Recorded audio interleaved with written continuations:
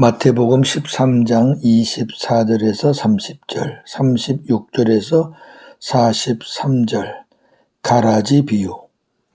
예수께서 그들 앞에 또 비유를 들어 이르시되 천국은 좋은 씨를 제 밭에 뿌린 사람과 같으니 사람들이 잘 때에 그 원수가 와서 곡식 가운데 가라지를 덧뿌리고 갔더니 싹이 나고 결실할 때에 가라지도 보이거늘 집 주인의 종들이 와서 말하되 주여 밭에 좋은 씨를 뿌리지 아니하였나이까.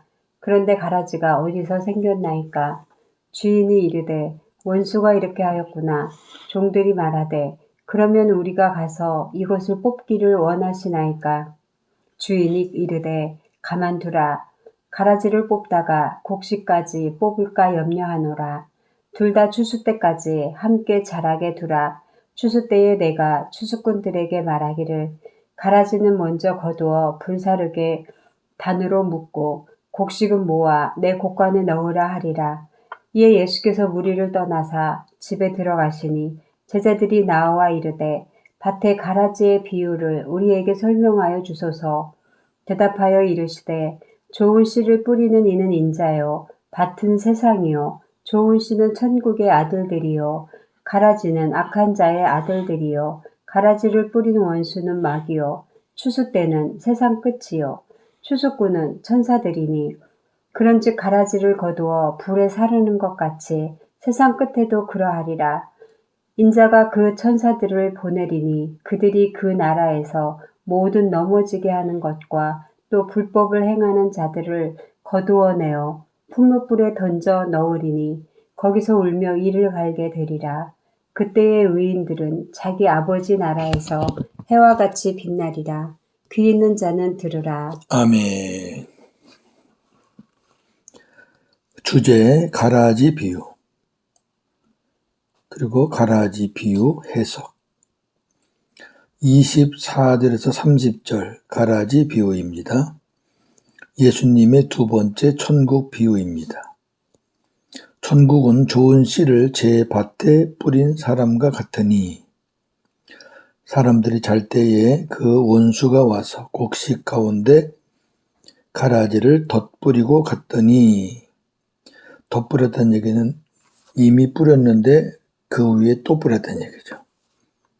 싹이 나고 결실할 때에 가라지도 보이거늘 집 주인의 종들이 와서 말하되 주여 밭에 좋은 씨를 뿌렸는데 가라지가 어디서 생겼습니까?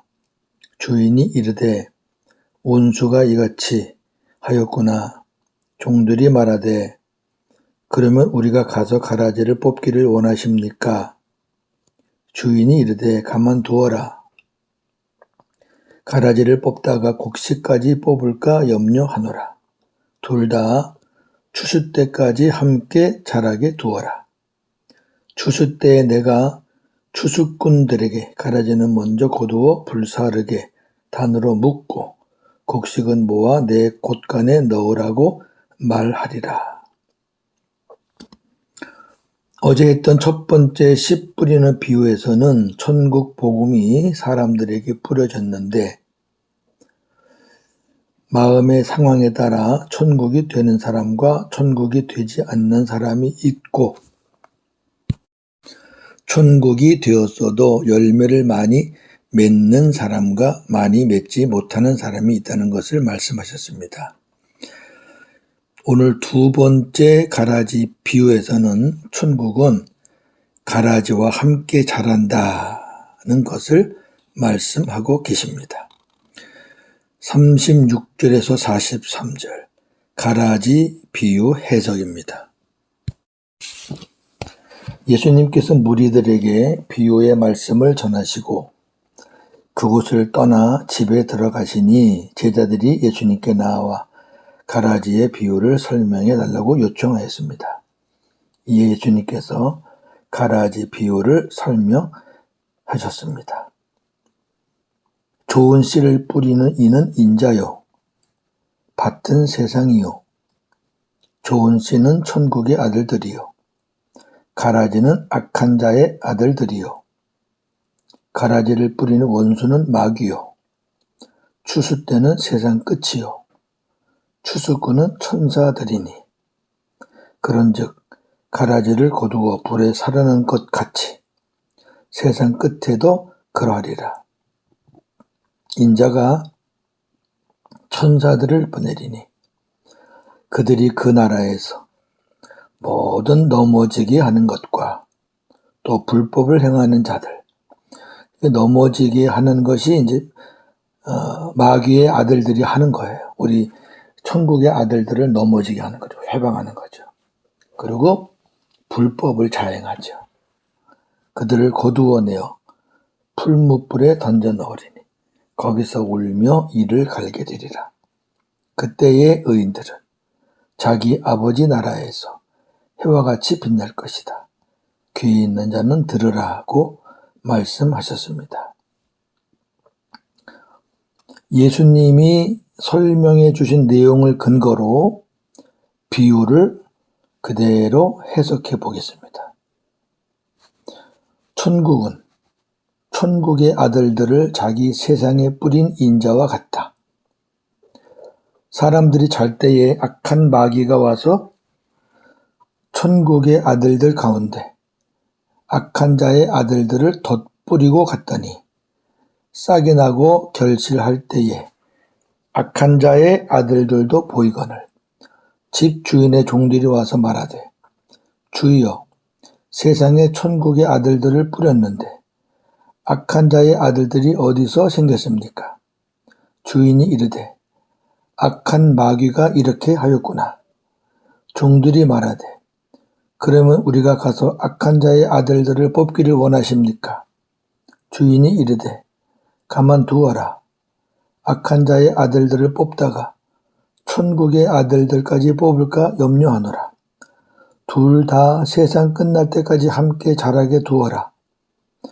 세상 끝날에 내가 천사들에게 악한 자의 아들들은 먼저 거두어 단으로 묶어 풀무불에 던지게 하고 천국의 아들들은 모아 아버지 나라에 데리고 가라고 할 것이다. 천국의 아들들은 아버지 나라에서 해와 같이 빛날 것이다.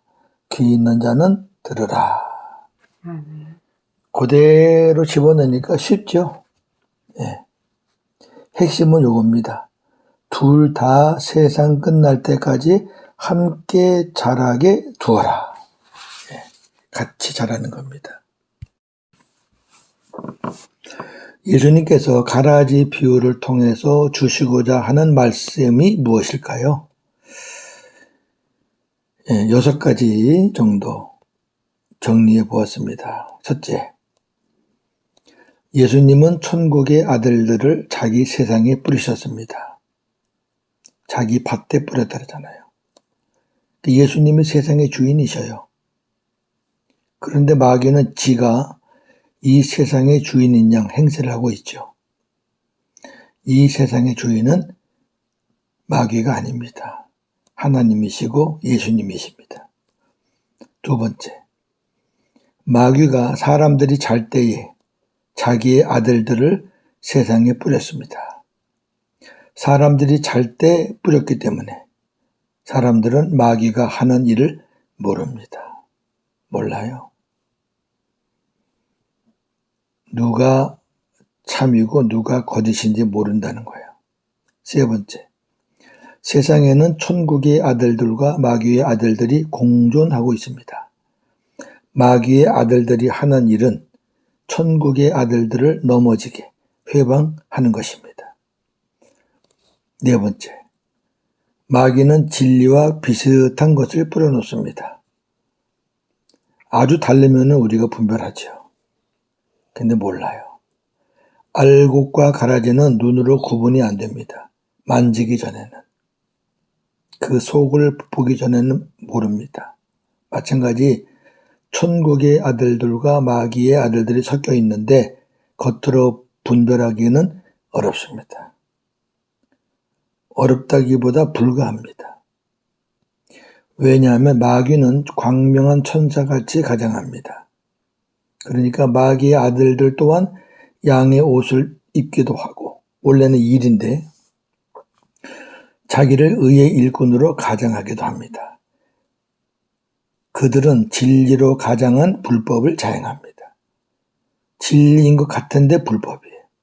그래서 마지막 날에 불법을 행한 이 무리들을 심판하시잖아요, 하나님께서.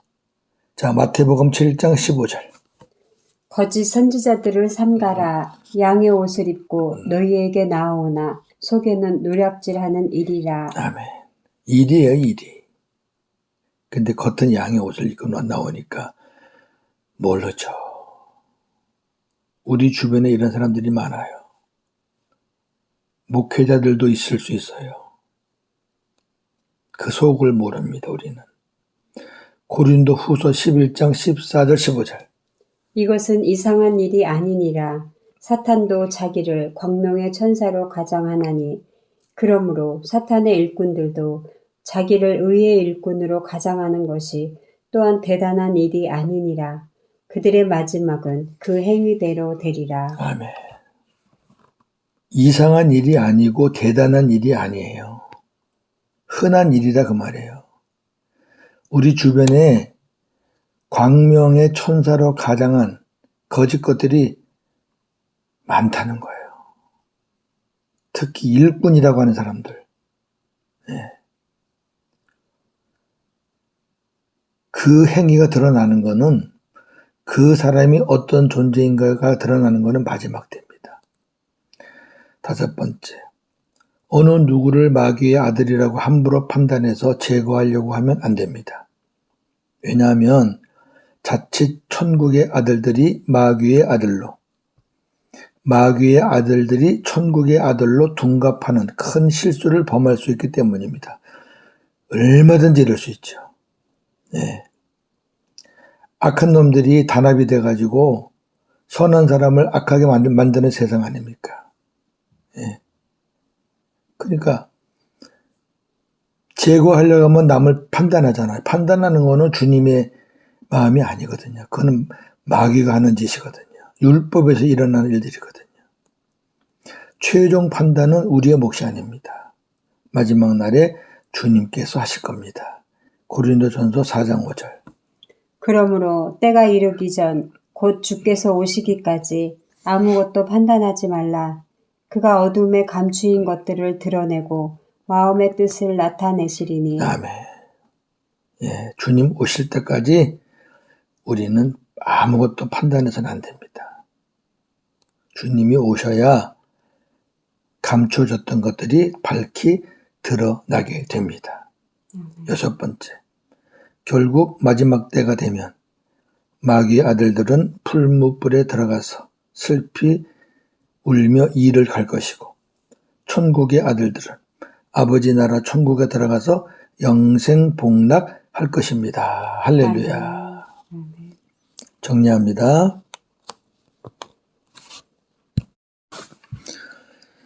예수님의 12 제자 안에도 가라지가 있었습니다. 가라지는 어디에나 있다는 것입니다. 저와 여러분들이 속해 있는 공동체에도 가라지는 있습니다. 그러나 어떤 상황에서도 가라지를 뽑아서는 안 됩니다. 왜냐하면 우리는 누가 가라지인지 모르기 때문입니다. 모릅니다. 가라지를 뽑으면 자칫 나도 뽑히게 됩니다. 왜? 내가 공격하면 저 사람도 나를 공격하니까.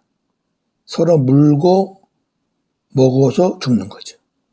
갈라디아서 말씀대로.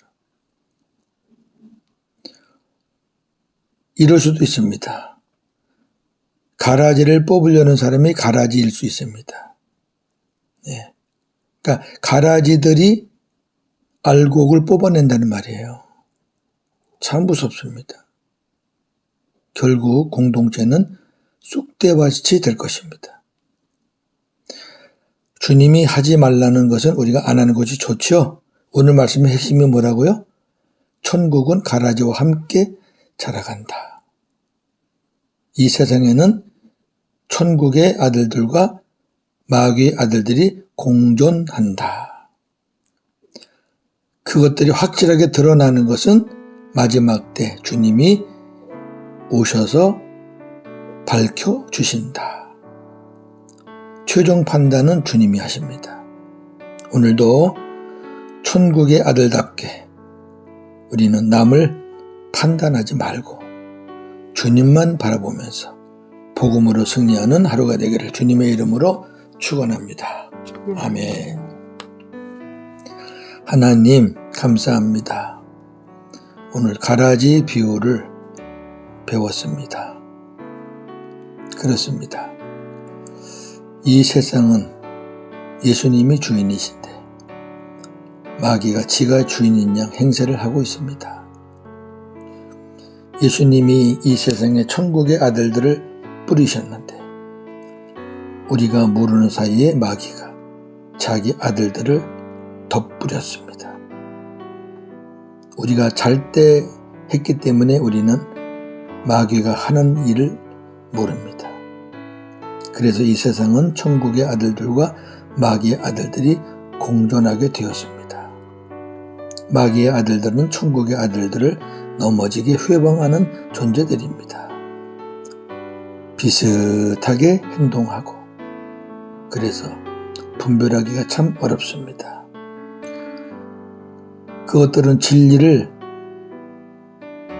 불법으로 그렇게 불법을 진리로 가장해서 마치 불법이 진리인 양 그렇게 행동하는 무리들입니다. 그러나 우리 주님께서 함부로 판단하지 말라고 하셨습니다. 뽑아내지 말라고 하셨습니다. 뽑아내는 것은 우리의 몫이 아니고 우리 주님께서 하신다고 하셨습니다. 감사합니다. 우리가 율법으로 살 때는 사람 판단하는 것을 참 좋아했습니다. 아니 자동적으로 판단하게 됐습니다. 그렇게 살았습니다. 그러나 우리가 복음의 안경을 쓰고 주님의 마음으로 살 때 남을 판단하기보다는 긍휼히 여기고